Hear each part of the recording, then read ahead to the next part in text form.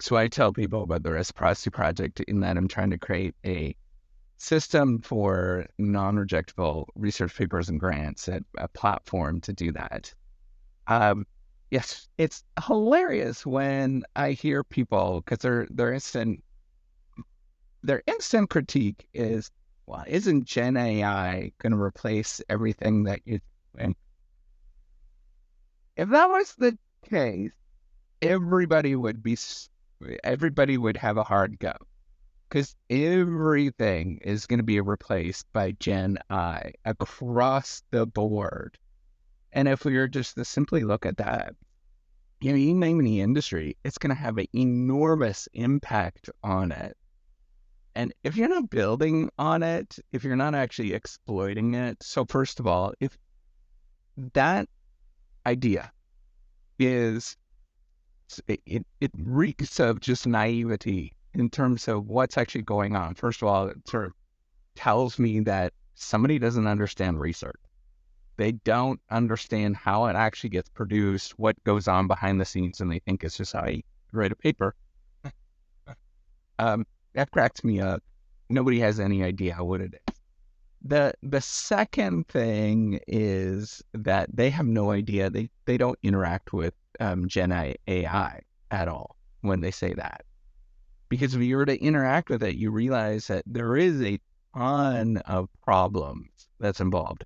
It essentially produces really good sounding BS. That's the idea that I actually like. And it builds off of some kind of whereabout ideas, but it doesn't do a great job. And in research, we're actually producing new things and new ideas. We're creating new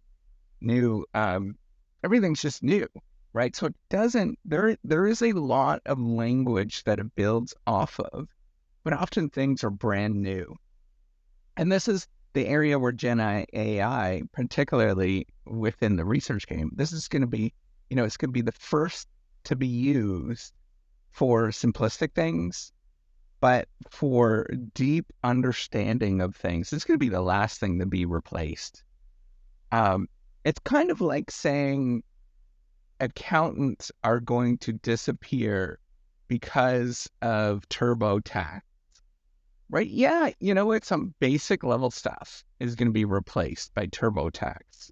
Um, but I don't see a lot of accountants going out and saying, I'm out of a job because TurboTax came in. What has just happened is it just shifted. They're working on better, more interesting cases. They're actually serving probably higher end individuals. There's a lot of people that would have done their own taxes anyways.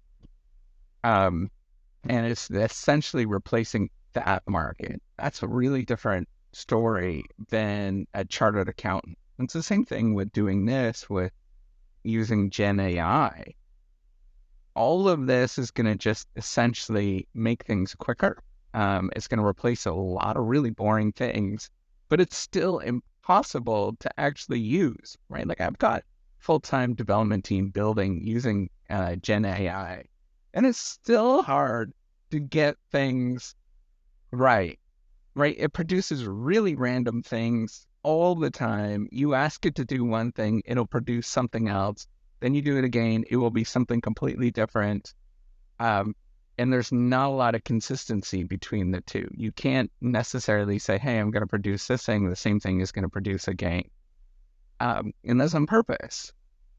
So I want you to sort of understand that, yes, um, there is going to be an enormous amount of innovation that's going to happen because of Gen AI, particularly within this area of writing and crafting ideas. That's definitely going to happen. But it's not going to be anything different than any other area that is going to, anything that's based on knowledge, which is everything, right? You name it, the construction industry is going to be accelerated rapidly because of Gen AI. People are going to be able to do rapid prototypes of, of drafts, for example. They'll be able to ask it to do all sorts of really things like crazy fast. Um, but it's still going to get a whole bunch of stuff wrong, and you're still going to need somebody with a really good eye to look at what's going on. Yes, in 50 years, maybe sooner. I don't know. You know, at some point in the future, some arbitrary point in the future, things are going to get real good. But I am still using MS-DOS, Microsoft, Word. I still use DOS once in a while, but Microsoft Word, and it still crashes. There's still a ton of flaws in it. And this is 30, 40 years later. I want you to understand this, that this stuff has longevity. And what I'm building on is not going to disappear. This is a hard problem that all of us face. Doing research is a painful, extraordinarily painful process. That's why people don't want to do it, right? If it was easy, everybody would do it, of course. I mean, look at.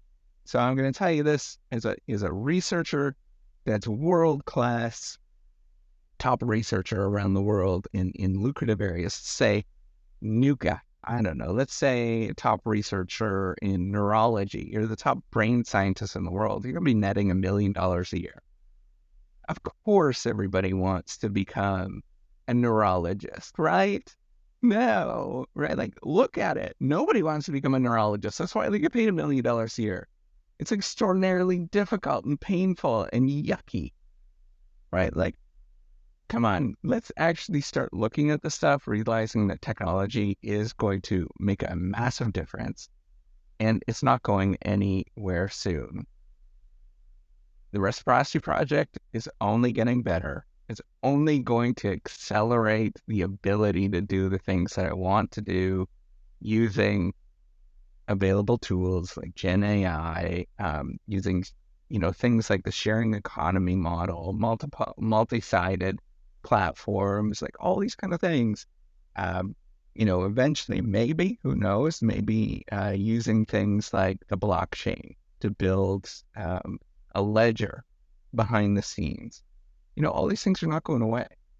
And by building this, by saying we have this problem, this is going to be the world's most important platform to democratize the production of research. I strongly believe that, and we're marching towards it at this moment. I want you to understand that it's hard to do.